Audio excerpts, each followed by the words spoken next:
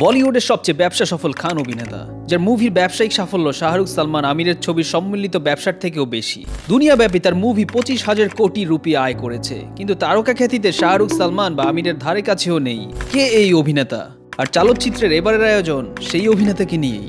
বলিউড দুনিয়ায় খান বলতেই আমাদের সামনে ভেসে ওঠে 3 দশক ধরে হিট সুপারহিট সব মুভি উপহার দেওয়া শাহরুখ সালমান কিংবা আমিরের নাম।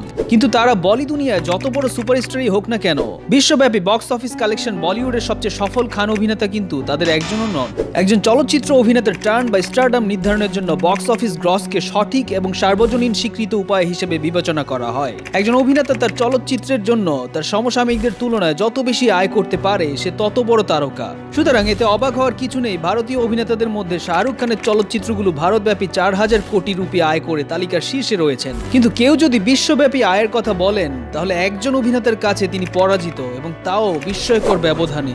আর সেই অভিনেতা হলেন ভারতের সর্বকালের সেরা অভিনেতাদের একজন, প্রয়াত ইরফান খান। हम कानून है, साला अपनी औकात पे आ जाए तो कहीं भी घुस सकता है और किसी को भी तोड़ सकता है।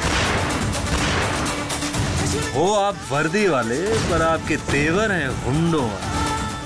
এই অভিনেতা বিশ্বব্যাপী অন্যতম সফল ভারতীয় অভিনেতাও।